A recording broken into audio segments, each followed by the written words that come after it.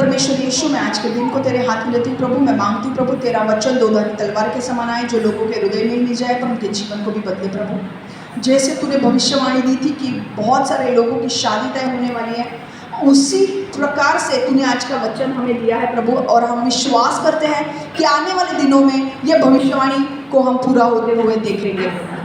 परमेश्वर, हम मांगते हैं प्रभु, तेरी इच्छा हमारे जीवन में पूरी हो प्रभु। जो तू चाहता है वही हमारे जीवन में होने दे प्रभु।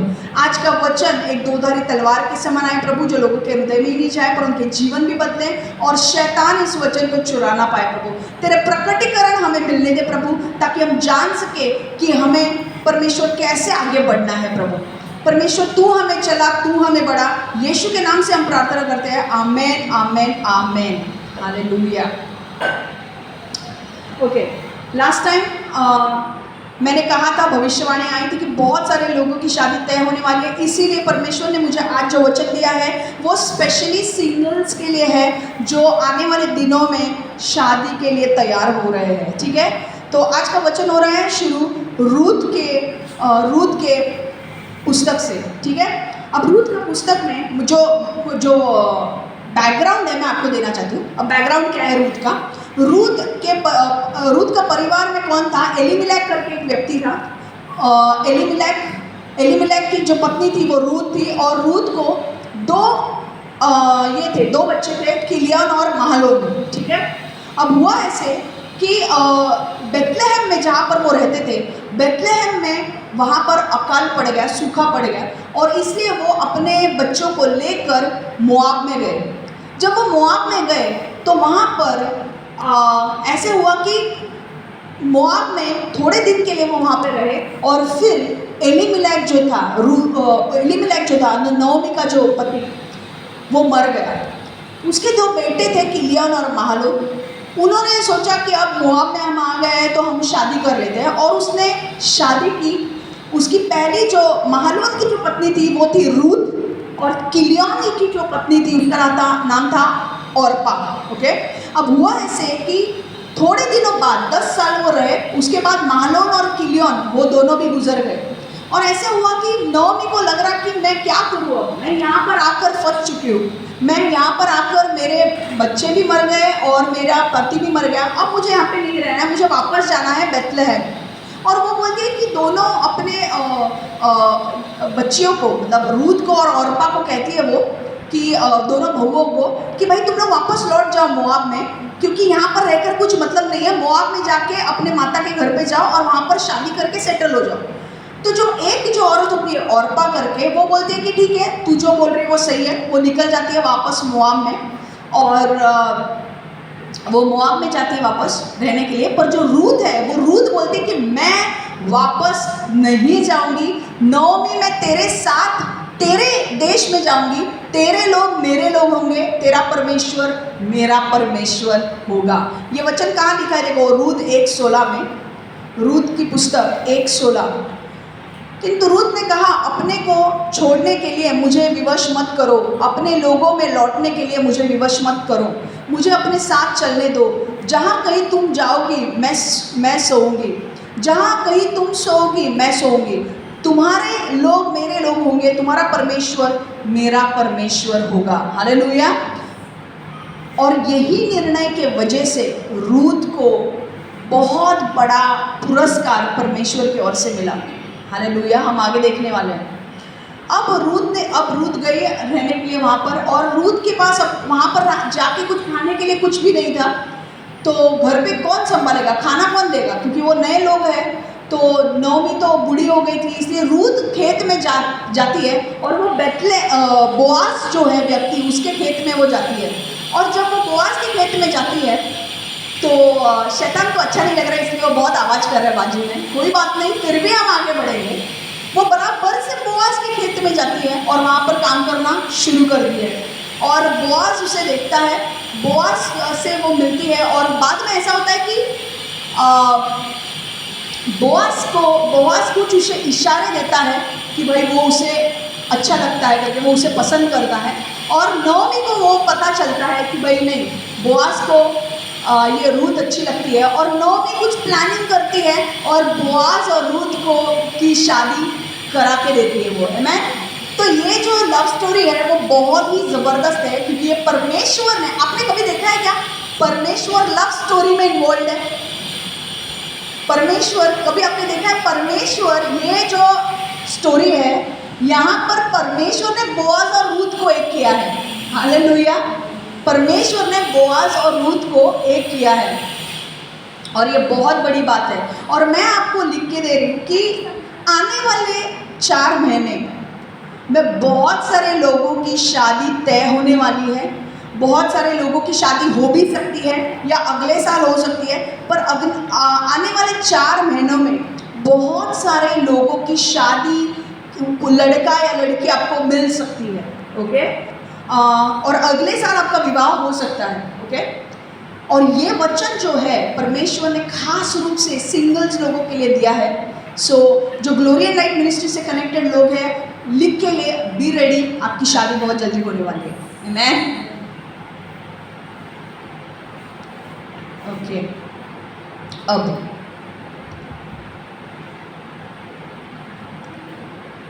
ओके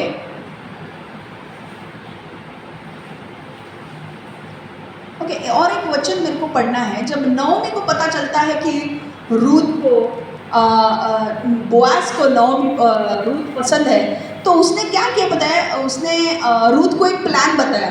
क्या प्लान बताया वो मैं बता रही हूँ ताकि आपको स्टोरी अच्छी तरह से समझे। प्लान क्या किया? नओमी ने बोला रूथ को कि जब बोआज खेत से जाएगा घर पे, खेतों के यहाँ पर जाएगा सोने के लिए, क्योंकि वहाँ पर क्या होता था, बहुत चोरी होती थी, तो बोआज जो क्या करता था, खेतों में ही सोया करता था ताकि चोरी ना हो। तो वो क्या, नओमी कहती है कि तू जा, और रूथ को कहती है तू जा, जब वो खा पी ले और जब वो सो जाएगा ना तो वो चद्दर ओढ़ के सोएगा, तो तू जाके चद्दर उसकी पैरों से उठा। अब आप लोग बोलेंगे कि ये क्या गलत चीज़ नओमी सिखा रही है रूथ को, पर एक्चुअली ये गलत नहीं है। इस चद्दर उसके पैरों से ओढ़ना मतलब उसे बोलना कि मैं तेरे साथ शादी करने के लिए तैयार हूँ और तू मुझसे शादी कर। उस टाइम पर एक नियम था, यहूदी लोगों में, मैंने कहा ना मूसा ने बहुत सारे नियम दिए थे, उसमें से ये एक नियम था कि अगर एक विधवा औरत मरती है, अगर एक विधवा औरत का पति मरता है, तो वो विधवा औरत का जो पति का जो भाई होगा ना कोई दूसरा, वो उस विधवा औरत से शादी करेगा और उसको जो बच्चा होगा वो पहले पति के नाम से चलेगा, क्योंकि उसकी वंशावली चलनी चाहिए इसलिए। ओके, तो अब क्या हो रहा था कि बोआज जो था, बोआज काफ़ी करीबी रिश्तेदार था नओमी का, और नओमी को पता चल गया था कि बोआज के दिल में भी है, और नओमी को पता था कि इन दोनों की शादी मैं कर सकती हूँ क्योंकि ये हमारे दूर का रिश्तेदार है, ये रूथ के साथ शादी कर सकता है क्योंकि इसका पति मर गया है। हालेलुया। और ये जो उठाना है, चद्दर उठाना है पैरों का, इसका मतलब रूथ बोआज को इनडायरेक्टली कह रही थी कि मेरा गार्डियन रिडीमर बनो, मुझे मुक्ति दो और मुझसे शादी करो। ओके, तो कौन, वो जो भाई होता था वो उससे शादी करता था और उसे बाहर लेकर आता था दुख से, पीड़ा से। आपको पता है ना, जब एक व्यक्ति की शादी होती है, वो लड़की क्यों खुश होती है? क्योंकि उसे उसके हस्बैंड के घर पे जाना है। अब वो बंधनों में नहीं है, अब वो हस्बैंड के साथ है, वो जो चाहिए जो मर्जी से वो कर सकती है। आमेन। सो ये बहुत बड़ी स्टोरी है और यहाँ से अब हम कुछ पॉइंट सीखने वाले हैं। समझ में आ गया आपको स्टोरी? गुड।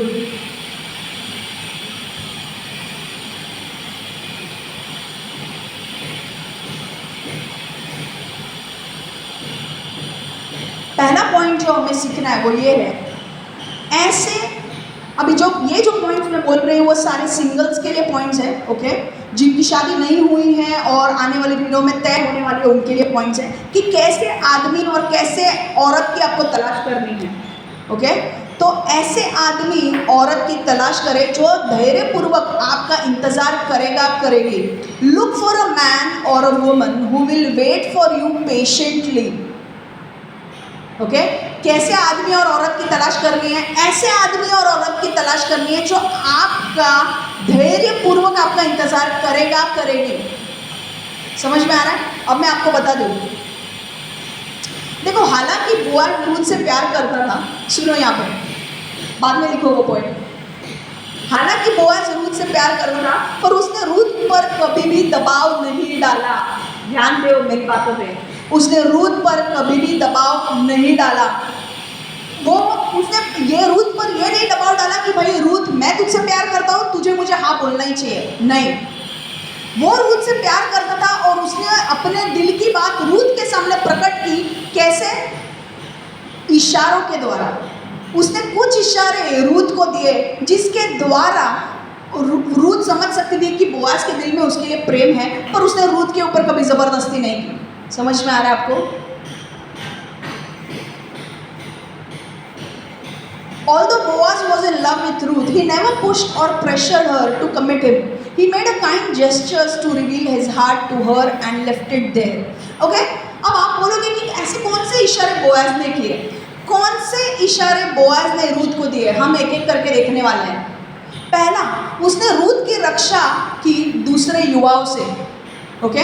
रूथ एक फॉरेनर थी, मोआब से वो यहाँ पर आई थी बेथलेहम में, और यहाँ पर जो लोग थे ना, यहाँ पर जो बेथलेहम में जो लोग थे, उनका एक किस्सा क्या होता था कि वो बाहर की लड़कियों को बहुत छेड़ते थे।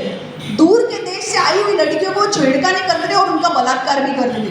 तो यहाँ पर बोआज ने क्या बोला रूथ को कि तू मेरे खेत में ही काम कर, मेरा खेत छोड़कर कहीं मत जा, क्योंकि बाकी के लोग तुझ पर गलत सलत तरीके से बलात्कार कर सकते हैं, हाथ लगा सकते हैं, छू सकते हैं तुझे। ओके? इसीलिए उसने इसलिए बोआज ने उनसे कहा कि बोआज जो अपने खेत में रूथ को कहा कि तू मेरे खेत में काम कर, और दूसरे मेरे जो युवा लोग हैं मैंने उन युवा लोगों को बोल दिया है कि तुझे हाथ ना लगाए। ओके? अब दूसरी चीज बोआज ने, और आप बोलोगे वचन का है, मैं वचन देने वाली हूँ, पहले 2 पॉइंट देखो। उसने रूथ के जरूरत पर ध्यान दिया, उसने उसके लिए पानी की व्यवस्था की गर्मी के मौसम में। देखो एक चीज ध्यान में देने की जरूरत है, रूथ जो थी ना वो बोने वाली थी ना वो काटने वाली थी, वो बटोरने वाली थी। अब ये क्या होता है मैं आपको बताती हूँ।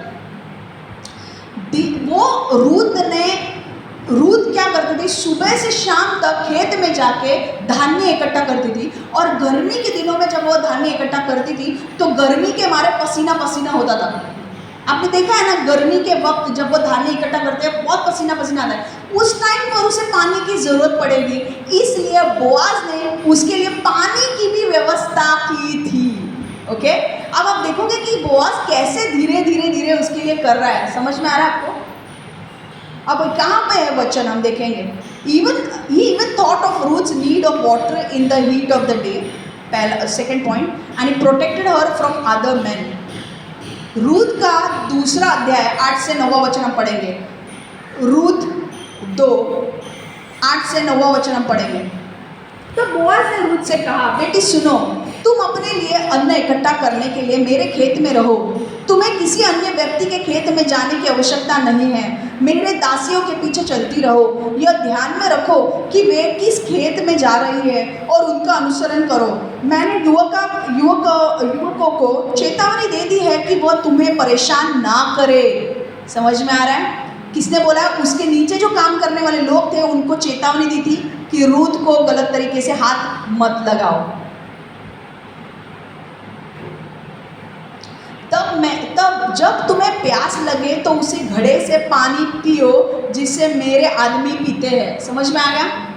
Ruth 2:8-9 Then Boaz said to Ruth, you will listen, my daughter, do not go to glean in another field, nor go from here, but stay close by my young men.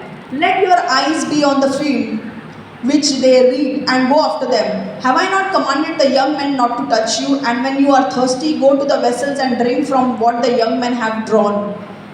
समझ में आ रहा है? तो बोआज ने क्या किया?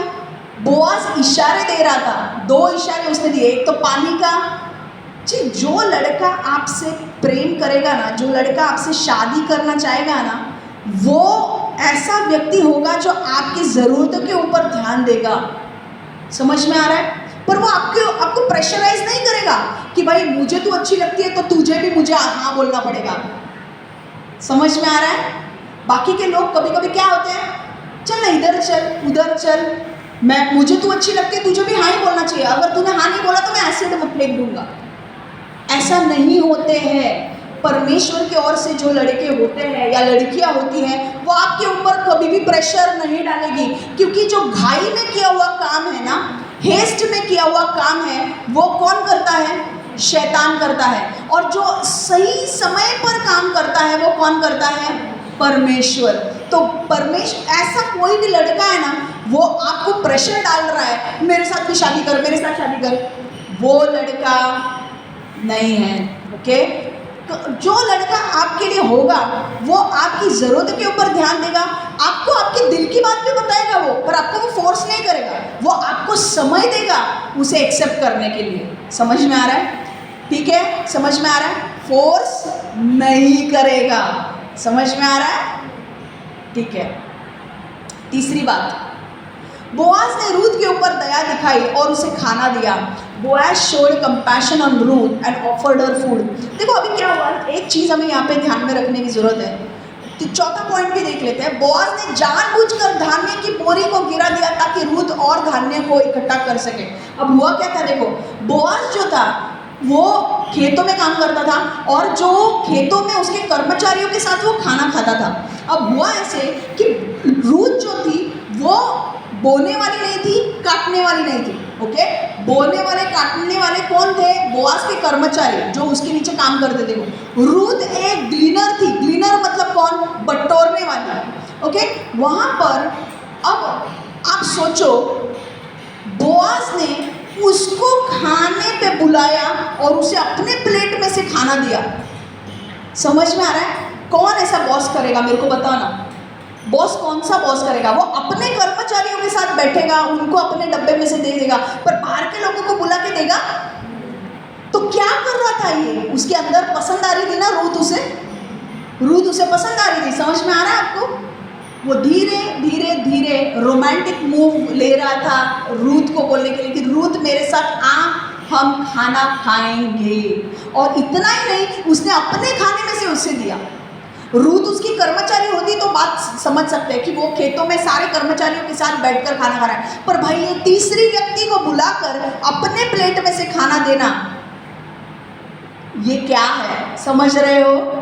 इशारे, समझदार को इशारे काफी होते हैं। समझ में आ रहा है? ये इशारे थे जो बोआज रूथ को दे रहा था। पर क्योंकि रूथ जो थी वो यहूदी थी, उसे यहूदी नहीं थी, वो मोआबी थी, पर वो बाद में यहूदी बनी थी। पर उसे यहूदी लोगों के नियम ज़्यादा पता नहीं थे कि बोआज भी मेरा पति बन सकता है, वो उसे पता नहीं था। समझ में आ रहा है? इसलिए रूथ को समझ में नहीं आ रहा था कि बोआज कर क्या रहा है। समझ में आ रहा है? मैं आगे बता रही हूँ आपको। चौथी चीज़ देखो बोआज ने क्या किया। बोआज ने रूथ को धान्य की बोरी, अभी क्या होता था, बोआज अपना, मैं खड़ी रहूँ क्या? खड़ी रहो, बैठो ना, ठीक है। बोआज ने क्या किया बताया? बोआज ने रूथ को, देखो बोआज खेत में काम कर रहा था और खेत में क्या होता था, जब धान्य इकट्ठा करते थे ना तो धान्य बोरी में रखते थे बोलो। ओके? अब बोरी जमा करके धान्य में रखते थे। अब हुआ ऐसे कि धान्य की बोरी वक्त गिरती,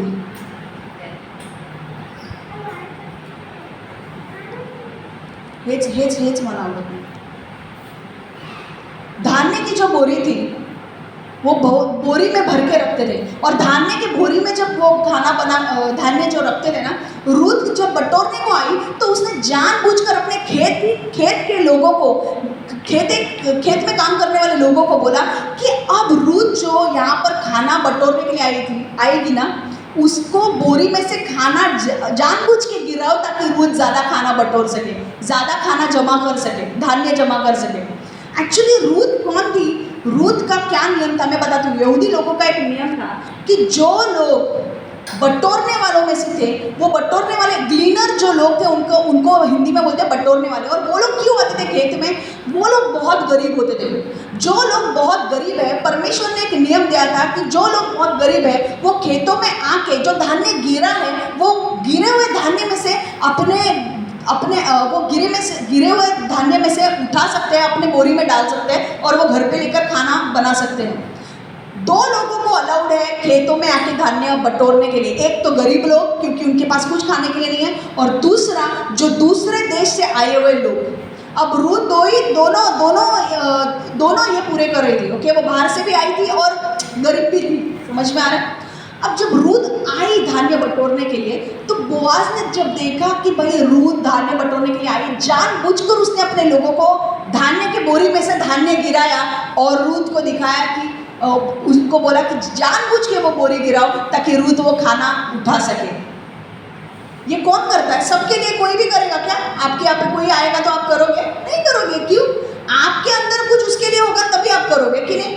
बोआज को रूथ पसंद थी, इसलिए उसने देखा कि धान्य की बोरी भी उसके लिए गिरने दी। देखो ये वचन कहाँ लिखा है हम देखेंगे, लेवी व्यवस्था 9:19-9:10 का ये वचन है जहाँ पे परमेश्वर ने नियम बनाया है, जब तुम कटनी के समय अपनी फसल काटो तो तुम सब और से खेत के कानों तक मत काटो, और यदि अन्न जमीन पर गिरा जाता है तो तुम उसे इकट्ठा नहीं करना चाहिए। किसको नियम था? जो खेत में लोग काम करते थे उनको परमेश्वर ने नियम दिया था कि सब कुछ गिरा हुआ जो धान्य है सब उठाना नहीं है, सिर्फ थोड़ा उठाना है, बाकी रखना है। क्यों? अपने अंगूर के बाग के सारे अंगूर ना तोड़ो और जो जमीन पर गिर जाए उन्हें ना उठाओ। समझ में आ रहा है? सारे अंगूर अगर गिर जाता है तो उठाना नहीं है, जमीन पर रख दो। क्यों? क्योंकि तुम में वे चीजें गरीब लोगों और जो तुम्हारे देश से यात्रा करेंगे उनके लिए छोड़नी चाहिए। मैं तुम्हारा परमेश्वर यहोवा हूँ। समझ में आ रहा है? उस टाइम पर गरीब लोगों के लिए परमेश्वर ने देखो कैसे साधन किए थे। खेतों के लोगों को बोल के रखा था कि नीचे धान्य अगर गिरा हुआ है तो उठाओ मत, गरीब लोग आएंगे उठाएंगे, घर में खाना बनाएंगे। समझ में आ रहा है? और रूथ गरीब थी, खाना बटोरने के लिए आई थी, खाना उठाने के लिए आई थी, पर बोआज ने क्या किया? जानबूझकर वो बोरी को गिरा दिया, बोरी में से धान्य गिराया ताकि रूथ को ज्यादा धान्य मिले। समझ में आ रहा है? अब ये पॉइंट कहाँ लिखा है वो हम देखेंगे। मैं जो सिखा रही हूँ आपको समझ में आ रहा है? रूथ 2:14-16 हम पढ़ेंगे। दोपहर के भोजन के समय बोआज ने रूथ से कहा, यहाँ आओ, हमारी रोटियों में से कुछ खाओ, इधर हमारे सिरके में अपनी रोटी डुबाओ। मैंने कहा ना, उसने रूथ को बुलाकर अपने खाने में से उसे खाना दिया। ये क्या था? फर्स्ट रोमांटिक मूव किसका? बोआज का, रूथ के प्रति। समझ में आ रहा है? इस प्रकार रूथ मजदूरों के साथ बैठ गई। बोआज ने उसे ढेर सारा बुना अनाज दिया। रूथ ने भर पेट खाया और कुछ भोजन बच भी गया। तब रूथ उठी और काम करने लौट गई। तब बोआज ने अपने सेवकों से कहा, रूथ को अन्न की ढेरी के पास भी अन्न इकट्ठा करने दो, उसे रोको मत। उसके काम को उसके लिए कुछ दाने से भी बड़ी बालें गिराकर हल्का करो। समझ में आ रहा है? उसे उस अन्न को इकट्ठा करने दो, उसे रुकने के लिए मत कहो। मतलब धान्य उठाने लगेगी अगर वो, तो खेत के लोग उसे डांटेंगे ना। तो बोआज ने बोला, मैं बोल रहा हूँ बोरी में से धान्य नीचे डालो, और अगर वो उठाएगी तो उसे डांटो मत। कौन करेगा? आपका बॉस आपके लिए बोलेगा ऐसे? बोआज ही बोल रहा है ना। क्यों? क्योंकि बोआज को रूथ पसंद आई। ओके, पर यहाँ से हमें एक चीज़ सीखना है, एक चीज़ बहुत बड़ी चीज़ सीखनी है कि बोआज ने अपने दिल की बात प्रकट करने के लिए इतने सारे इशारे दिए, पर उसने कभी भी उसके ऊपर फोर्स नहीं किया, रूथ के ऊपर फोर्स नहीं किया कि भाई मुझे तू अच्छी लगती है और अभी तुझे भी मुझे हाँ बोलना चाहिए। बोआज ने इनडायरेक्टली हिंट्स दिए उसे, पर ऐसा नहीं किया कि नहीं रूथ तुझे भी हाँ बोलना है, नहीं, वैसा नहीं किया। समझ में आ रहा है? आपको जो सिंगल लोग हैं, मैं उनके लिए बात कर रही हूँ, आपको ऐसा आदमी और ऐसी औरत की तलाश करनी है जो बिना किसी दबाव के आपका इंतज़ार करने को तैयार हो। समझ में आ रहा है? कई बार क्या होता है, एक लड़के ने सपोज लड़की को प्रपोज किया और लड़की ने हाँ नहीं बोला तो वो लोग एसिड अटैक करते हैं, पर ये गलत है, गलत है। तुमको अच्छी लगती है इसका मतलब ये नहीं कि सामने वाले को भी तुम अच्छे लगोगे। अगर अभी कुछ बोल नहीं रही है तो रुको, पर उसके ऊपर दबाव मत डालो। ओके, आपको ऐसा लड़का ऐसी लड़की देखनी कि जो आपके ऊपर दबाव नहीं डालेगी। ये ना कभी कभी क्या होता है, परमेश्वर के राज्य में, अब पॉइंट बहुत ज़बरदस्त है, परमेश्वर के राज्य में लड़कियां हैं, लड़के भी हैं, परमेश्वर को पता है कि इसकी जोड़ी किसके साथ बेस्ट है। ओके, अब वो लड़की को बताएगा, लड़के को नहीं बताएगा कि भाई तेरे लिए लड़की कौन है, और लड़की को बता दिया कि भाई वो लड़का तेरे लिए है। अब लड़की क्या करेगी, लड़की को तो पता है कि मेरे लिए तो वो लड़का है, पर लड़के को पता ही नहीं है कि कौन है लड़की उसके लिए। तो कई बार क्या होता है, पेशेंस नहीं होता है और इसलिए गलत काम करते हैं। लड़कियां गलत काम कर सकती है, लड़के गलत काम कर सकते हैं। क्यों? क्योंकि धीरज अंदर नहीं है, पेशेंस नहीं, पर हमें अंदर पेशेंस रखना है। कई बार लड़कियां भी क्या कर सकती है, फ्रस्ट्रेट होकर बोल सकती है कि जाने दो ना, जो लड़का रखा है मेरे लिए, मुझे उसके साथ शादी नहीं करनी, मैं किसी और के साथ शादी करती हूँ। क्या होगा, लाइफ क्या होगी, अच्छी होगी? जो परमेश्वर ने आपके लिए रखा है, अगर आपकी शादी उसके साथ होती है तो अच्छी है, या दूसरे के साथ शादी करोगे तो अच्छा है?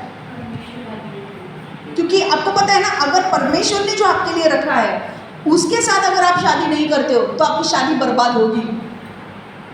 समझ में आ रहा है? अगर मान लो लड़के को बताया है कि लड़की कौन है, पर लड़की को नहीं बताया है, तो लड़के को क्या करना चाहिए, वेट करना चाहिए।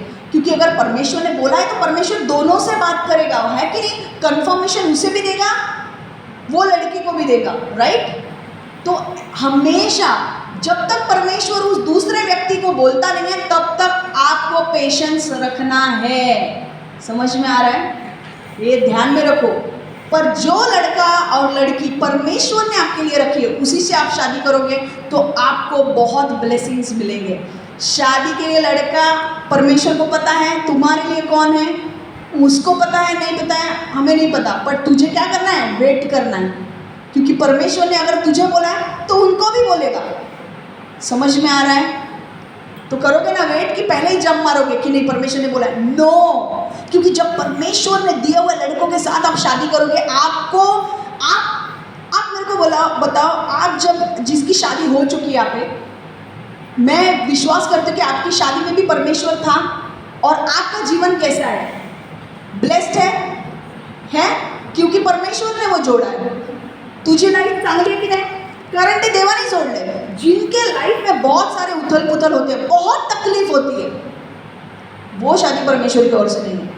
पर जो लोग, आपको पता चलेगा कि नहीं नहीं मेरी शादी बेस्ट है, आपको पता है कि नहीं? क्यों? क्योंकि वो परमेश्वर की ओर से है। समझ में आ रहा है? समझ में आ रहा है? मैं ये नहीं बोल रही हूँ कि परमेश्वर की ओर से शादी होगी तो आपके कभी झगड़े नहीं होंगे, ऐसा नहीं होगा। थोड़े बहुत झगड़े वो होंगे क्योंकि नेचर डिफरेंट है, पर इतने नहीं होंगे, डिवोर्स नहीं होगा। समझ में आ रहा है? क्योंकि परमेश्वर संभाल के लेगा। समझ में आ रहा है? इसीलिए ऐसे लड़के के साथ शादी करनी है जो आपके ऊपर दबाव नहीं डालेगा। Look for a man who will wait for you patiently. समझ में आ रहा है? पहला पॉइंट क्लियर है। दूसरा पॉइंट, एक ऐसे आदमी या औरत की तलाश करें जो आपके शरीर को नहीं पर आपके हृदय को देखेंगे। समझ में आ रहा है? सिर्फ बहुत सारे लड़के लोग या लड़कियां कैसे होती हैं पता है? उनको मतलब नहीं है कि शादी करना, उनको सिर्फ ये चाहिए कि बस मुझे शादी करनी है, मुझे फिजिकल रिलेशनशिप्स चाहिए बस। तो वो लड़का कैसा भी हो, वो लड़का कई बार लोगों का कैसा होता है कि शादी के लिए कैसा होता है उनका लुकआउट ऐसा होता है ना कि भाई वो दिखने में अच्छी होनी चाहिए, एकदम आई कैंडी होनी चाहिए। आई कैंडी मतलब पता है? आई कैंडी मतलब सिर्फ दिखने में, मेरे बाजू में खड़ी रहेगी ना तो बहुत सही दिखनी चाहिए, पर उसके अंदर चरित्र हो या नहीं हो पता नहीं। आज वो आपके साथ है, कल किसी के दूसरे के साथ तो भी चलेगा, पर हमको एकदम टॉप क्लास चाहिए, टॉप क्लास, एकदम कट टू कट। उसका शरीर और ये सब एकदम अच्छा होना चाहिए। बहुत सारे लोग ऐसे होते हैं, उनको ये नहीं दिखता है कि अब वो लोग लड़कियों के हृदय को नहीं देखते, उनके शरीर को देखते। भाई मेरे को ऐसा ना, ऐसी आई कैंडी लड़की चाहिए, आई कैंडी। आई कैंडी वो कैंडी आज तेरे साथ रहेगी, कल लॉलीपॉप बन के किसी और के साथ रहेगी। ऐसी रहेगी, उसके अंदर ना कमिटमेंट होगी ना कंसिस्टेंसी होगी। वो आपके साथ आज रहेगी, कल वो किसी और के साथ होगी। ऐसे आई कैंडी का कुछ मतलब नहीं है। वो लड़की हो या लड़का हो, वो लड़का दिखने में बहुत हंक होगा। अरे यार हंक है, हंक हंक, अरे हंक। वो आज तुम्हारे साथ होगा, कल किसी और के साथ होगा। अच्छा लगेगा तुमको? शादी परमेश्वर ने बनाई है और मैरिज इज अ इंस्टीट्यूशन। परमेश्वर ने शादी के लिए बनाया है और परमेश्वर उसे बहुत पवित्र मानता है। वो कोई खेल या मजाक नहीं है। शादी सिर्फ गुड्डे गुड्डियों का खेल नहीं है कि भाई एक साथ आ जाओ, फिजिकल रिलेशनशिप, शारीरिक संबंध बनाओ और छोड़ दो। नहीं, परमेश्वर उसके लिए बहुत सीरियस है शादी के लिए। और जब परमेश्वर तुम्हें इस विवाह में बांधता है, आपको कैसे लड़के और कैसी लड़की ढूंढनी चाहिए? आपको लड़का या लड़की के शरीर को नहीं देखना है या उसके चेहरे पट्टी को नहीं देखनी है, आपको उसके हृदय को देखना है। मैं ये नहीं बोलती हूँ कि अभी कोई लड़का या लड़की होगी वो दिखने में अच्छी होगी तो आप ये नहीं बोलोगे कि काला लगा के आओ, मेरे को शमा पास्टर ने बोला है चेहरा नहीं देखना है। नहीं नहीं, ऐसे नहीं मैं बोल रही हूँ। अगर वो अच्छा दिखता है, प्रेज गॉड, परमेश्वर को धन्यवाद दो। अगर वो उसकी फिगर अच्छी है, प्रेज गॉड, परमेश्वर को धन्यवाद दो। पर तुम्हें उसका हृदय देखना है। वो लड़की या लड़के का हृदय कैसा है वो देखना है। अरे आज तुमको आई कैंडी सिर्फ देखोगे ना, मेरे को ऐसी चाहिए, ऐसा साइज 0 चाहिए। साइज 0 क्या, साइज 0, साइज ये ऐसा बैठना चाहिए, मैं ऐसा पकड़ूं तो ऐसी रहना चाहिए। वो आज तेरे साथ रहेगी, कल किसी और के साथ रहेगी। अगर उसके अंदर चरित्र नहीं है तो if she doesn't have the character, she will be with somebody else, with someone else tomorrow. See, परमेश्वर आज तुम्हें क्या बोल रहा है? ऐसे आदमी और औरत की तलाश करें जो आपके शरीर को नहीं पर आपके हृदय को देखेंगे। शरीर और हृदय, शरीर अगर उसका बहुत, अगर वो फिट है, पतली है, बहुत अच्छा है। अगर वो दिखने में अच्छी है, बहुत अच्छा है, पर उसका हृदय, उसका चरित्र कैसा है वो भी देखो। अगर मुझे बात बताओ, अगर आप शादी करते हो सिर्फ दिखने में अच्छी है करने के लिए, या दिखने में लड़का अच्छा है, या दिखने में अच्छी है इसलिए, पर अगर जब आप बीमार हो जाते हो, जब आपके पास कुछ नहीं रहता, तब क्या वो आपके साथ रहेगी? इसकी गारंटी आप दोगे? अगर आप बीमार पड़ जाते हो, अगर आपको हॉस्पिटल में लेकर जाता है, क्या वो आपकी सेवा करेगा? वो आपको छोड़ के जाएगा? छोड़ के जाएगी। क्यों? क्योंकि उसने शादी सिर्फ आपके दिखने के लिए किया है, उसने सिर्फ आपके पैसे को देख के किया है, आपके ऊपर प्रेम नहीं है उसको। समझ में आ रहा है? तो परमेश्वर क्या बोल रहा है? बोआज ने रूथ के शरीर को नहीं पर उसके चरित्र को देखा। Boaz didn't look at Ruth's appearance but he looked at her character। देखो, एक बात मैं बोलती हूँ, जब परमेश्वर, मिनिस्ट्री में भी ऐसा ही होता है, परमेश्वर तुम्हें ऊंचे ऊंचे पोजीशन पर लेकर जाएगा। अगर तुम्हारे अंदर चरित्र होगा तो तुम टिक पाओगे, चरित्र नहीं होगा परमेश्वर नीचे गिरा देगा। अगर तुम जिससे शादी कर रहे हो, लड़का या लड़की, उसके अंदर कैरेक्टर नहीं है, चरित्र नहीं है अच्छा, तो वो शादी नहीं टिकेगी। कल वो लड़की, आज वो लड़की तुम सिर्फ अच्छे दिख रहे हो इसलिए आज तुम्हारे साथ है, कल तुमसे अच्छा दिखने वाला लड़का आएगा, वो उसके साथ जाएगी। आज वो लड़की तुम्हारा सिर्फ पैसा देखकर तुमसे शादी कर रही है, पर आज अगर तुम्हारे पास पैसा नहीं होगा, क्या वो लड़की तुम्हारे साथ रहेगी? इसका उत्तर तुम दे पाओगे? क्या कमिटमेंट है उसके अंदर कि आज मेरे हस्बैंड के अंदर, आज मेरा हस्बैंड जो पहले बहुत कमाता था, आज कुछ एक्सीडेंट हो गया, कुछ हो गया, अब वो घर बैठा हैंडीकैप्ड हो गया है, अब वो कमा नहीं पा रहा है, तो क्या आप बोल सकते हो कि नहीं मेरी औरत मुझे संभालेगी या मेरा पति मेरे साथ रहेगा? ऐसे टाइम पे सब लोग छोड़ के चले जाते हैं। सब जब अच्छा है ना, पैसा है, शोहरत है, नाम है, सब रहते हैं, पर ऐसी औरत को देखो जो जब आपके पास कुछ नहीं है तभी भी आपसे प्रेम करती है। ऐसे पति को देखो, ऐसे आदमी को देखो जो जब आपके पास कुछ नहीं है, आपके पास कुछ भी नहीं है, फिर भी आपसे वो प्रेम कर दिया बिना किसी शर्त के। देखो, सब इंपॉर्टेंट बात ये नहीं है, मैं ये नहीं बोल रही बहुत सारे लोग अच्छे दिखने के लिए होते हैं, साइज उनका ये भी फिगर अच्छा होता है, कोई बात नहीं, अच्छा है, पर क्या उनका हृदय भी उतना अच्छा है वो देखो। क्या तुम्हारे पीठ पीछे वो झूठ बोलती है? क्या तुम्हें वो सब सच बताती है या नहीं? या तुम्हारे पीठ पीछे झूठ बोलती है? या उसका कैरेक्टर किसी और के साथ लफड़ा चालू है? क्या तुमसे भी लफड़े कर रही है, उसके साथ भी लफड़ा कर रही है? अच्छा लगेगा ऐसे लोगों को? परमेश्वर को बिल्कुल पसंद नहीं है ऐसे लड़के। इसीलिए कुछ लोग तो ना सिर्फ अपने मतलब के लिए होते हैं, वन नाइट स्टैंड, उनको बस चाहिए, बस फिजिकल रिलेशनशिप चाहिए, बाकी उसको कुछ मतलब नहीं है, और परमेश्वर इससे घृणा करता है। देखो, बोआज ने रूथ के इसमें ना 2 चीजें देखी। बोआज ने रूथ की मेहनत को देखा और उसकी नैतिकता, मेहनत। रूथ बहुत मेहनती लड़की थी। वो सुबह आती थी, सुबह भोर के समय पे काम करने के लिए आती थी और शाम को वो काम करके जाती थी। और बोआज उसी खेत में रहता था। बोआज ने देखता था कि रूथ बहुत मेहनती लड़की है। बोआज को क्या अच्छा लगा? रूथ के बारे में बाइबल नहीं बताता कि वो अच्छी दिखती है या नहीं, हमें नहीं पता, पर बोआज ने क्या देखा? रूथ की मेहनतीपन देखा। उसका कैरेक्टर में क्या था? She was a hard working girl. दूसरी चीज, बोआज ने उसके अंदर एक नैतिकता देखी। नैतिकता मतलब सही काम करना। सही काम करना मतलब बोआज ने ये देखा कि भाई इसका आदमी मर गया, अब ये किसी तीसरे चौथे लड़के के साथ घूमती है क्या? पर बोआज को पता चला कि नहीं, बोआज पता है शाना है। बोआज ने सारी इंक्वायरी कर ली थी अपने खेत के लोगों से। बोआज कुछ कम नहीं था, बोआज ने सारी इंक्वायरी कर ली थी कि ये जो लड़की है ना, सब इंक्वायरी करेंगे तुम क्या हो और क्या नहीं शादी करने के पहले, तो कोई गलत बात नहीं है। बोआज ने इंक्वायरी कर ली थी कि भाई रूथ क्या है, रूथ क्यों आई है, कैसे आई है। और उसके खेती में काम कर्मचारी लोगों ने बताया था कि रूथ एक बहुत अच्छी लड़की है। उसका आदमी मर गया पर उसने अपने सास को नहीं छोड़ा, वो सास के साथ यहाँ पे आ गई। उसने अपने लोगों को छोड़ा, अपने परमेश्वर को छोड़ा, वो यहाँ पे आ गई हमारे साथ और नओमी की देखभाल कर रही है। वो मेहनती है। और अब ये लालच नहीं रखी उसने, अरे चलो नौमी मेरे सास ने बोल दिया ना घर पे जाने के लिए, वहाँ पे जाके शादी करते हैं। नहीं, उसने बोला नहीं, मुझे तेरे साथ ही रहना है, भले मुझे जन्म भर अकेले रहना पड़े तो भी। और ये है नैतिकता, मॉरल, उसे बोलते हैं मॉरली करेक्ट, मॉरली साउंड। क्योंकि कोण नीतीला धरून असलेला, देखो एक लड़का या एक लड़की क्या चाहेंगे दूसरे लड़के या लड़की में? भाई उनके अंदर एक कमिटमेंट होना चाहिए कि भाई अगर मैंने इसके साथ शादी की तो मुझे जन्म तक निभाना है। और क्या होना चाहिए? कंसिस्टेंसी, कि चाहे कुछ भी हो जाए। कंसिस्टेंसी मतलब चाहे कुछ भी हो जाए मैं उसका हाथ नहीं छोड़ूंगा, चाहे वो आज अच्छी हो कल उसको कुछ भी हो जाए, मैं उसका हाथ नहीं छोड़ूंगी, वो मेरा हाथ नहीं छोड़ेगा। ये होना चाहिए। ऐसे लोग पसंद आते हैं कि नहीं हमें? हाँ, कि ऐसा चाहिए कि भाई एक दिन शादी करो, टाइम पास करो, हो गया, मन भर गया, छोड़ दो, ऐसा चाहिए?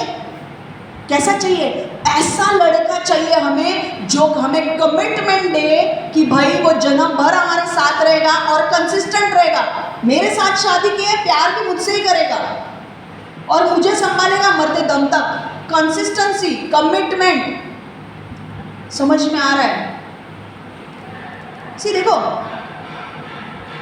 रूथ कहाँ से हमें पता चलता है कि रूथ मेहनती लड़की थी? ये देखो, रूथ का अध्याय 2:17 पढ़ेंगे। रूथ ने संध्या तक, संध्या मतलब शाम, संध्या तक खेत में काम किया। तब उसने भूसे से अन्न को अलग किया, लगभग आधा बुशेल जौ निकाला। संध्या तक, शाम को काम किया। इसीलिए क्या बोआज ने देखा? मेहनती लड़की है। समझ में आ रहा है? दूसरा, so she gleaned in the field until evening and beat out what she had gleaned, and it was about an ephah of barley. Okay, दूसरी चीज, बोआज क्या करता था? कर्मचारियों से इंफॉर्मेशन निकालता था। ये रूथ कैसी है रे, रूथ कैसी है, रूथ कैसी है। अभी उनको क्या लगता है, बॉस है भाई, पूछ रहे हैं, हमको बताना जरूरी ना, उसके खेत में आई है, पर वो इंफॉर्मेशन निकाल रहा था रूथ कैसी है। देखो, रूथ 2:11 से 12 में पढ़ेंगे। रूथ 2:11-12। बोआज ने उससे उत्तर दिया, मैं उन सारी सहायताओं को जानता हूँ। देखो, बोआज ने क्या उत्तर दिया? बोआज ने उसे उत्तर दिया, मैं उन सारी सहायताओं को जानता हूँ जो तूने अपनी सास नौमी को दी है। वो कैसे जानता है? उसने कर्मचारियों से इंफॉर्मेशन निकाली। समझ में आ रहा है? अगर आप पूरी तरह से वचन पढ़ोगे तो उसने कर्मचारियों से इंफॉर्मेशन निकाली। लोग आपके साथ शादी करने के पहले आपकी इंफॉर्मेशन निकालेंगे। समझ में आ रहा है? उसमें कोई गलत बात नहीं है। बोआज ने उसे उत्तर दिया, मैं उन सारी सहायताओं को जानता हूँ जो तुमने अपनी सास नौमी को दी है। मैं जानता हूँ कि तुमने उसकी सहायता तभी की थी जब तुम्हारा पति मर गया था, और मैं जानता हूँ कि तुम अपने माता पिता और अपने देश को छोड़कर इस देश में यहाँ आई हो। तुम इस देश के किसी भी व्यक्ति को नहीं जानती, फिर भी तुम यहाँ नौमी के साथ आई। यहोवा तुम्हें उन सभी अच्छे कामों के लिए फल देगा जो तुमने किए हैं। तुमने इज़राइल का परमेश्वर यहोवा भरपूर करेगा। तुम्हें उसके पास सुरक्षा के लिए आई हो और वो तुम्हें सुरक्षा करेगा। समझ में आ रहा है? तो बोआज क्या करता था, उसके बारे में इंफॉर्मेशन निकाल रहा, और यही चीज़ बोआज को अच्छी लगी। बोआज को क्या अच्छी लगी कि रूथ जो है वो मेहनती है और वो नैतिकता में जीती है। मतलब एक लड़का हो गया, फिर दूसरा लड़का, दूसरा लड़का नहीं, चरित्र है उसके अंदर। समझ में आ रहा है? लड़का हो या लड़की, आपके बारे में पूछेंगे चरित्र है क्या। एक चीज परमेश्वर भी हमें बताता है वचन में, परमेश्वर हमारे हृदय को देखता है, हमारे चेहरे पट्टी को नहीं। ओके, एक चीज मैं आपको कहना चाहूंगी कि सबसे ज्यादा अगर परमेश्वर आपको लड़का या लड़की देखनी भी है, तो एक चीज आपको देखनी है, आपको उसके चेहरे पर नहीं जाना है, आपको उसके हृदय और उसके चरित्र को देखना है। क्योंकि अगर उसका हृदय साफ है, उसका चरित्र अच्छा है, वो आपको मरते दम तक खुश रखेगी। समझ में आ रहा है? देखो परमेश्वर का वचन क्या कहता है, 1 शमूएल 16:7। But the Lord said to Samuel, do not look at his appearance or at his physical stature, because I have refused him. For the Lord does not see as man sees, for a man looks at the outward appearance, but the Lord looks at the heart. देखो 1 शमूएल 16:7 क्या कहता है, किंतु यहोवा ने शमूएल से कहा, एलियाब लंबा और सुंदर है, किंतु उसके बारे में मत सोचो। एलियाब लंबा है किंतु उसके बारे में मत सोचो। परमेश्वर उस चीज़ों को नहीं देखता जिसे साधारण व्यक्ति देखते हैं। लोग व्यक्ति को बाहरी रूप को देखते हैं, किंतु यहोवा व्यक्ति के हृदय को देखता है। एलियाब उचित व्यक्ति नहीं है। शमूएल गया था, शमूएल को परमेश्वर ने बोला कि जा और मैं जो व्यक्ति तुझे दिखाऊंगा उसे अभिषेकित कर। एलियाब जो दाऊद का बड़ा भाई था उसके सामने आया, वो बहुत हट्टा कट्टा था, लंबा था, पर परमेश्वर और शमूएल को लगा कि अरे यही होगा, वो यही राजा बनेगा, क्योंकि वो हट्टा कट्टा था, दिखने में अच्छा था। पर परमेश्वर ने कहा इसको मत कर, ये नहीं है, इसका सबसे छोटा भाई है दाऊद, उसे कर, क्योंकि जब बुरे दिन आएंगे ना ये नहीं टिकेगा, पर इसका छोटा वाला भाई टिकेगा, दाऊद। समझ में आ रहा है? यहाँ से हमें पता क्या चलता है, अभी लंबे व्यक्ति बुरे ऐसा नहीं है, परमेश्वर रूप में नहीं देखता, चरित्र देखता है। क्योंकि उसे पता है कि जब प्रॉब्लम्स आएंगे दाऊद फेस करेगा, ये एलियाब नहीं कर पाएगा जो मिनिस्ट्री मैं दे रहा हूँ। समझ में आ रहा है? तो क्या आपको देखना है? चेहरा देखना है। अगर चेहरा अच्छा है, हाइट भी अच्छी है, तो रिजेक्ट करना है क्या? अगर मैं पूछ रही हूँ, चेहरा अच्छा है, हाइट भी अच्छी है, अभी क्या देखना है? उसका हृदय देखना है। तो चेहरा क्या करे, उसको बोले काला मुंह पे लगा क्या है? नहीं ना। देखो अच्छा है, हैंडसम है, ऊंचा भी है, लंबा भी है, कोई प्रॉब्लम नहीं है उससे, पर उसके चरित्र को देखो। ठीक है? लड़की भी बहुत सुंदर है, लड़की का फिगर बहुत अच्छा है, कोई बात नहीं, अच्छा है, होने दो, प्रेज गॉड, पर उसका हृदय देखो। आज वो चरित्र में जीती है कि नहीं वो देखो, क्या वो परमेश्वर का भय मानती है कि नहीं वो देखो। देखो और एक चीज़ यहाँ से हमें क्या सीखना है, ऐसे व्यक्ति की तलाश करें जो आपके दिल और चरित्र से उतना ही आकर्षित हो जितना वो आपके शरीर और सुंदरता से आकर्षित हो। सामने अगर एक लड़का अच्छा दिखने में है और हाइट भी अच्छा है या तो हमें अच्छा लगेगा ही, ठीक है, पर हमें उसके हृदय से भी उतना ही प्रेम करना है, उसके हृदय से भी उतना ही आकर्षित होना है। क्या उसका चरित्र वैसा है, हमें वो देखना है। क्या वो लड़के का चरित्र वैसा है, क्या उसका हृदय अच्छा है, वो हमें देखना है। अगर ऐसा है, लड़का भी दिखने में अच्छा है, हाइट भी सब अच्छी है, हृदय भी अच्छा है, तो प्रेज गॉड। ओके, जो परमेश्वर ने आपको दिखाया है भाई उसी से शादी करनी है। समझ में आ रहा है? देखो एक वचन मैं बोलती हूँ, नीति वचन 31:30 वचन क्या कहता है। देखो कभी कभी लोग क्या करते हैं ना, तो लड़के लोगों या लड़की को आता है मेरे को ऐसा हस्बैंड चाहिए ना, वो दिखने में बहुत अच्छा चाहिए, मेरे को अच्छा चाहिए दिखने में, बहुत सारे लोगों का होता है। मैं ये नहीं बोलती हूँ कि भाई हाँ पर ठीक ठाक होना चाहिए, ओके, पर परमेश्वर अट्रैक्शन के बारे में या लुक्स के बारे में परमेश्वर क्या बताता है वो देखो। मिथ्या आकर्षण और सुंदरता 2 पल की है, किंतु वो स्त्री जिसे यहोवा का भय है प्रशंसा पाएगी। हालेलुया। सी लुक्स के ऊपर अगर जाके तुम शादी करोगे ना तो चेहरा पट्टी उसकी खराब होने वाली है, क्योंकि वो बूढ़ी हो जाएगी, चेहरा बदल जाएगा। पर ऐसी लड़की ढूंढो जो परमेश्वर का भय मानती है, परमेश्वर के भय में चलती है। जब तुम ऐसे लड़के के साथ शादी करोगे, ऐसे लड़के के साथ शादी करोगे जो परमेश्वर के भय मानकर चलता है, तुम्हारी लाइफ ब्लेस्ड होगी ही होगी, क्योंकि वो परमेश्वर के वचन के अनुसार तुम्हारे साथ योग्य तो व्यवहार करेगी, जो योग्य व्यवहार है वो करेगी। समझ में आ रहा है? अगर बाइबल बोलता है, अगर आप सोचो एक ऐसा, मैं आपको बोल रही हूँ, एक व्यक्ति एक लड़का लड़के के साथ शादी करता है क्योंकि वो अच्छी दिखती है इसलिए। अब शादी हो गई, अब कुछ हो जाता है प्रॉब्लम, अब वो लड़की ज़्यादा परमेश्वर में नहीं है, प्रॉब्लम हो गया, वो लड़की डायरेक्टली डिवोर्स पे जा रही है। अगर वो भय मानने वाली लड़की होती परमेश्वर का, तो पहले वो प्रॉब्लम को सॉल्व करने की कोशिश करती, और अगर कुछ प्रॉब्लम है भी उस लड़के में या लड़की में तो वो उसे माफ करती, क्योंकि परमेश्वर कहता है माफ करो, है कि नहीं? पर अगर ये डायरेक्टली डिवोर्स पे जाएगी, मतलब इसके अंदर भय नहीं है। भय मानने वाला लड़का या लड़की पहला वचन में देखेगा कि भाई ये परिस्थिति है, अब मुझे क्या करना चाहिए। वो प्रार्थना करेगी, फास्टिंग करेगी और माफ करेगी सामने वाले। अगर उसके पति ने गलती भी की तो उसे माफ करेगी, अगर उसने गलती की तो उसका पति माफ करेगा, तो वो शादी टिके रहेगी। इसीलिए मैं बोलती हूँ वो शादी टिकी रहेगी जो वचन में लोग चलते हैं उनकी।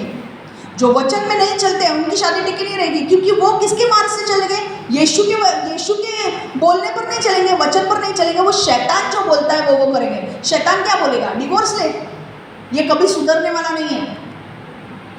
परमेश्वर बोलता है डिवोर्स लेने को, परमेश्वर इनफैक्ट बोलता है नहीं डिवोर्स लेना है। वो भी मूसा के लिए क्यों बोला? क्योंकि लोगों के हृदय कठोर हो चुके हैं, लोग माफ नहीं कर पा रहे, इसलिए जब व्यभिचार करे तो डिवोर्स हो, वरना परमेश्वर अगेंस्ट है डिवोर्स की।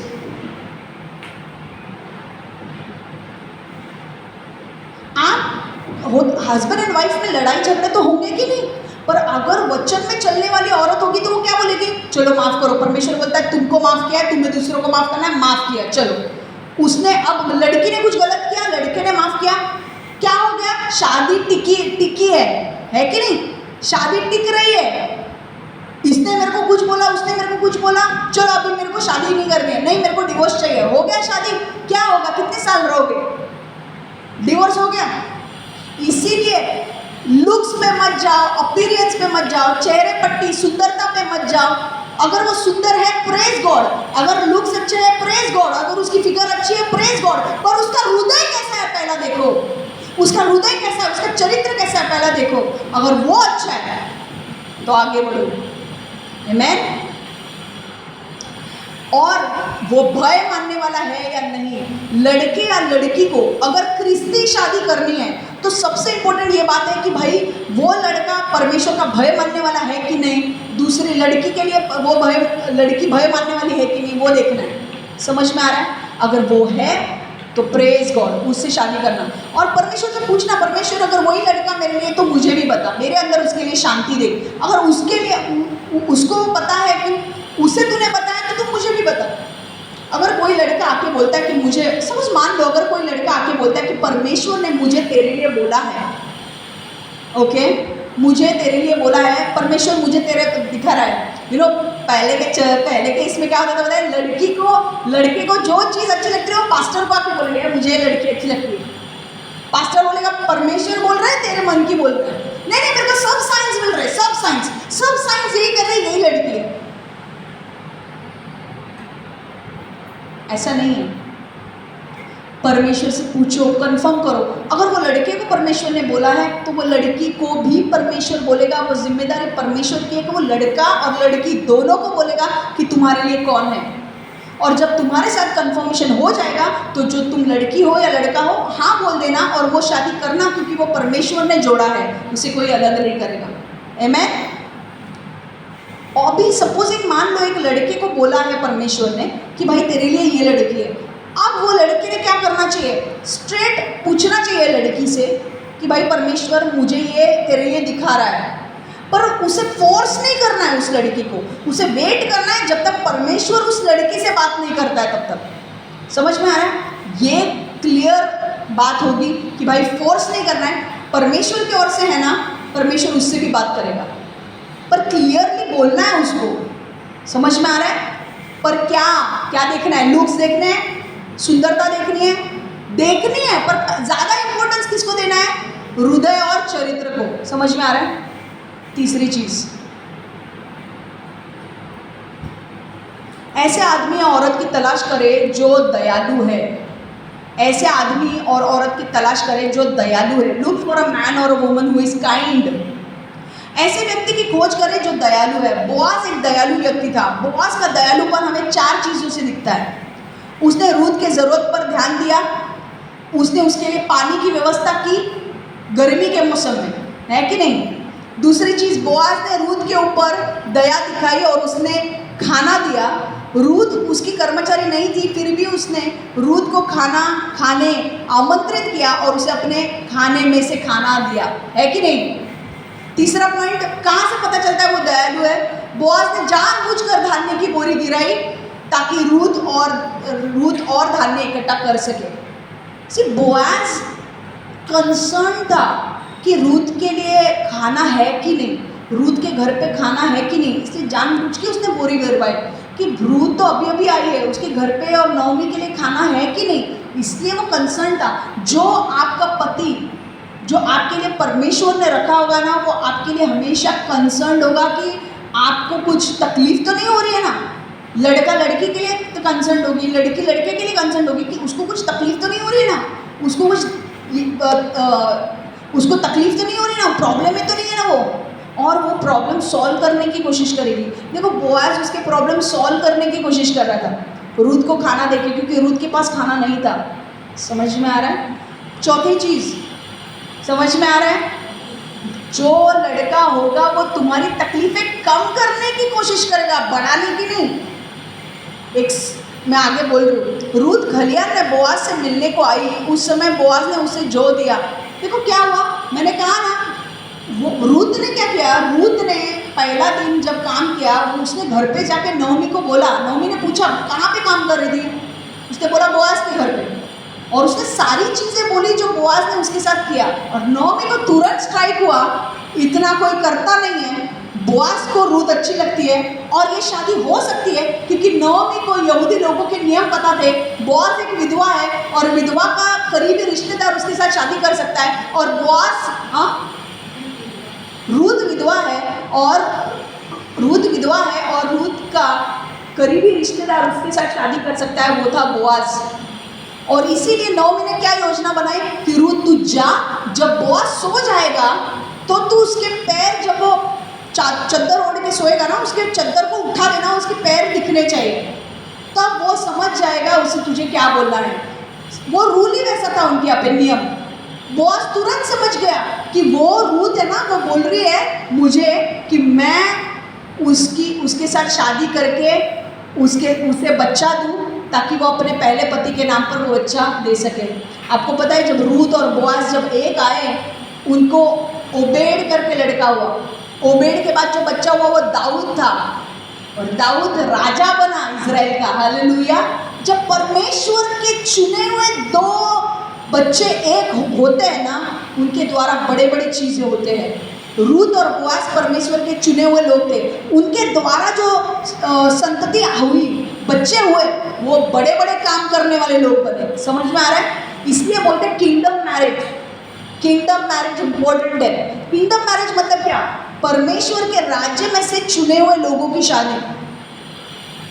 और शैतान इसके ऊपर बहुत अटैक करेगा। मैं बोल रही हूँ, मैं इतना भी बोल रही हूँ कि आने वाले दिनों में जब आपके लिए परमेश्वर बताएगा, लड़की को या लड़के को बताएगा कि आपके लिए कौन है, आपके ऊपर बहुत अटैक्स आएंगे, क्योंकि ये परमेश्वर ने चुने हुए दो लोग होंगे जो परमेश्वर जोड़ रहा है। और जब शैतान को पता है जब ये दो लोग जब साथ में आएंगे, ये लोग परमेश्वर के राज्य में तहलका मचाएंगे, बड़ा धमाका करेंगे। इसलिए शैतान आपके ऊपर बहुत अटैक कर सकता है। ध्यान में रखो ये बात, बहुत अटैक कर सकता है। इसलिए कई गलत लोगों के साथ जाना नहीं है, गलत चीज़ें करनी नहीं, इन्वॉल्व नहीं होना है। राइट लड़का आपको, मैं आपको भविष्यवाणी में मैंने बोला ना, अगले 4 महीने में बहुत सारे लोगों की शादी तय होगी। ये 4 महीने में शादी हो भी सकती है, तय भी हो सकती है, तय हो सकता है शादी नेक्स्ट ईयर हो सकती है, या कुछ लोगों की शादी भी ये साल तय होगी, ये साल होगी टिल दिसंबर तक हो सकता है। मैं आपको बोल रही हूँ ये होने वाला है। बाद में आप देखोगे यहाँ पे आज लड़कों की बहुत कमी है ना, बाद में लड़के ही लड़के यहाँ पे भरेंगे। मैं बोल रही हूँ ये होने वाला है। आज हमारे चर्च में लड़कों की कमी है ना, बहुत लड़के आने वाले भाई। देखो रूथ जब वहाँ पर गई, उसने जब चद्दर उठाई तो बोआज को पता चला कि ये मुझे बोल रही है कि मुझसे शादी कर। अब रूथ ने क्या किया, रूथ ने क्यों किया ये, क्योंकि नओमी ने प्लान बनाया था। नओमी को पता चल गया था कि बोआज के दिल में है, और रूथ प्लान कर रही थी कि रूथ और बोआज को मिलाया जाए। अब उसके बाद पता है बोआज ने क्या किया, बोआज ने उसको जो होता है ना, जौ मतलब बार्ली, उसने बहुत बार्ली भर के दी। उसने बोला ये ओढ़नी है ना, तेरी ओढ़नी ऐसे पकड़, उसमें जौ भरा और उससे बोला लेकर जा। कोई भी ऐसा करेगा क्या?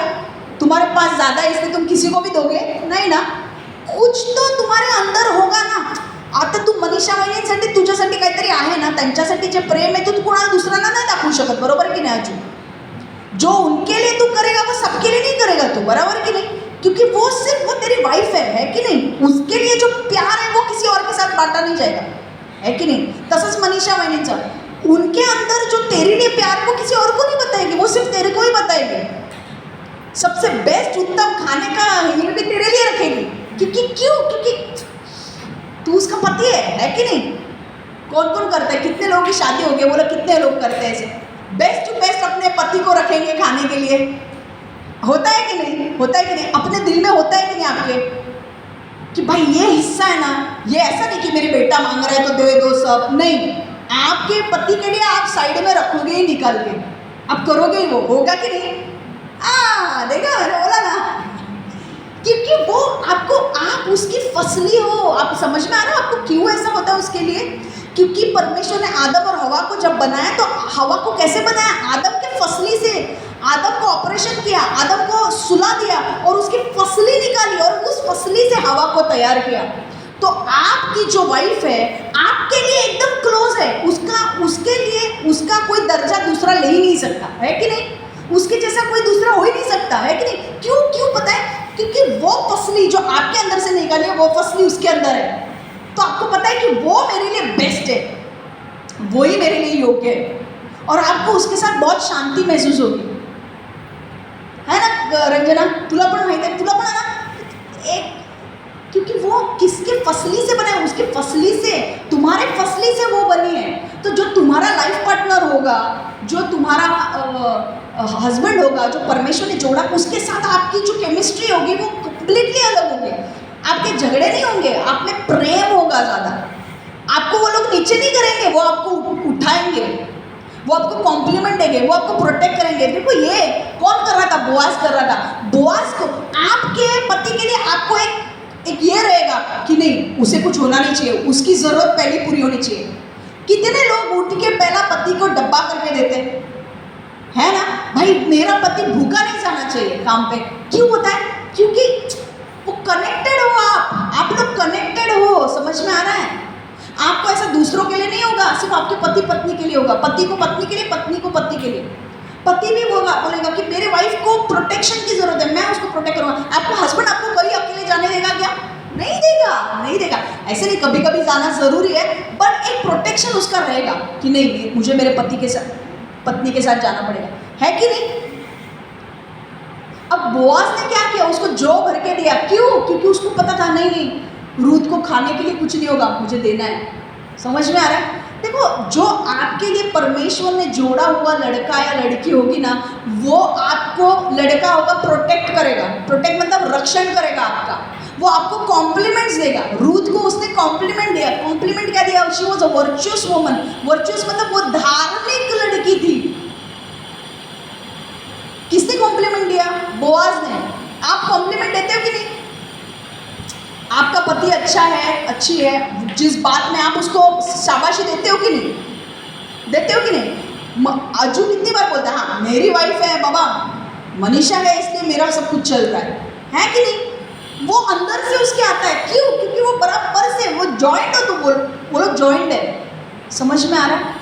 वो लोग को परमेश्वर ने एक किया है। जो आपका पति, फ्यूचर पति होगा या पत्नी होगी, वो आपको कॉम्प्लीमेंट्स देगी, वो आपके ऊपर प्रोटेक्शन देगी, वो आपको कॉम्प्लीमेंट मतलब शाबाशी देगी, वो आपके ऊपर आपको आपकी रक्षण करेगा। वो आपकी ज़रूरतों को जान के आपके लिए काम करेगा। वो आपके प्रॉब्लम सॉल्व करने की कोशिश करेगा। उसने पता है रूथ को गुणी स्त्री का, गुणी स्त्री, वर्चुअस वुमन मतलब गुणी स्त्री। समझ में आ रहा है? यहाँ से हमें सीखना क्या है? ऐसे व्यक्ति ढूंढो जो दयालु है। स्वार्थी व्यक्ति आपको दर्द पहुंचाएंगे। जो स्वार्थी व्यक्ति है वो बोलेंगे भाई मुझे शादी नहीं करनी है, मुझे सिर्फ एक रात तेरे साथ सोना है बस। समझ में आ रहा है? एक रात मुझे सिर्फ सोना है बस, मन भर गया फिर छोड़ देंगे। ऐसा नहीं करना है हमें। समझ में आ रहा है? हमें स्वार्थी व्यक्ति को नहीं देखना है, हमें दयालु व्यक्ति को देखना है, जो अपने बारे में सोचेगा पर दूसरों के बारे में भी सोचेगा। समझ में आ रहा है? दयालु व्यक्ति आपके बारे में पहले सोचेगा और आपके साथ भलाई करेगा। समझ में आ रहा है? आपको मैं एक चीज़ बोल रही हूँ, जो आपके लिए राइट व्यक्ति, राइट लड़का है, राइट लड़की होगी ना, वो आपको प्रोटेक्ट करेगी। वो आपके ज़रूरतों को जानने की कोशिश करेगी। वो प्रॉब्लम सॉल्वर होगी। वो आपको आपके कमी घटी में भी आपके साथ खड़ी रहेगी, आपके प्रॉब्लम्स में भी आपके साथ खड़ी रहेगी। She will be consistent, she will be committed. Okay, समझ में आ रहा है? कल अगर कुछ हो ना जाए, अगर हम बीमार पड़ते हैं, हॉस्पिटल में एडमिट होते, तो हमें क्या अपेक्षा है कि हमारा हस्बैंड हमारे साथ रहेगा उस टाइम पर, बराबर कि नहीं? तो वो दयालु जो व्यक्ति होगा वो हमारे साथ रहेगा। तो क्या देखना है? कंसिस्टेंसी, कमिटमेंट देखनी है। और ऐसा व्यक्ति ढूंढो जो दयालु है। मैं आपको बोलूं, जो परमेश्वर ने आपके लिए ढूंढा होगा ना, जो रखा होगा ना, वो अपने आप दयालु होगा। समझ में आ रहा है? वो अपने आप दयालु होगा। देखो, उसने रूथ की कितने ज़रूरतों को ध्यान दिया। पानी की ज़रूरत, खाना दिया, उसको जौ दिया, फिर उसका एक बोरी भी जानबूझ के गिराई ताकि उसे मिले। समझ में आ रहा है? यहाँ से क्या सीखना है हमें? ऐसे व्यक्ति को ढूंढो जो दयालु है। स्वार्थी व्यक्ति आपके साथ भलाई नहीं करेगा, वो आपको दर्द देगा। समझ में आ रहा है? तो यहाँ से हमने 3 पॉइंट सीखे। आज के 3 पॉइंट हमने क्या क्या सीखे, फटाफट रिवाइज करेंगे हम। पहला point,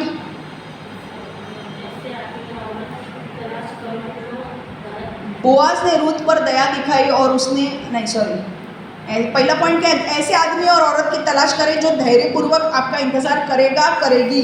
look for a man woman who will wait for you patiently. समझ में आ रहा है? दूसरा पॉइंट क्या है?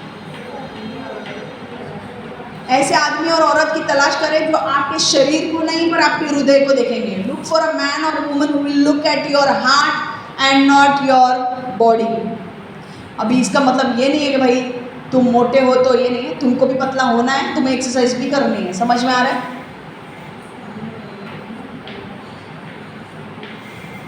ऐसे आदमी या औरत की तलाश करें जो दयालु है। लुक फॉर अ मैन और a woman who is kind. समझ में आ रहा है?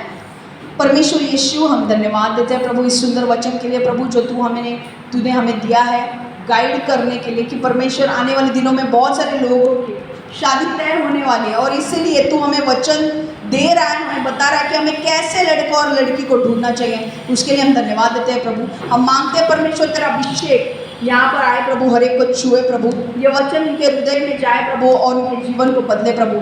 परमेश्वर मैं मांगती हूँ प्रभु इनके जीवन को बदल, इनके जीवन में परमेश्वर कार्य कर प्रभु, और आने वाले दिनों में जो राइट लड़का इनके लिए रखा है, राइट लड़की इनके लिए रखी है, वो उन्हें मिलने दे प्रभु, और उनकी शादी होने दे प्रभु। तूने कहा है कि आने वाले 4 महीनों में बहुत सारे लोगों की शादी तय होने वाली है और शादी भी होने वाली है। तो मैं विश्वास करती हूँ कि ये वचन पूरा होगा, और आने वाले दिनों में हम ये वचन को पूरा होते हुए हम देखेंगे और हम जश्न मनाएंगे प्रभु। यीशु के नाम से हम प्रार्थना करते हैं, amen amen amen. So all you guys who are singles, I just want to let you know that you are going to get married very soon, so be ready, so be ready, okay.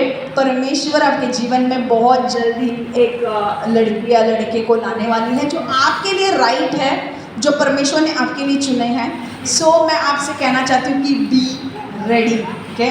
So God bless you all, take care.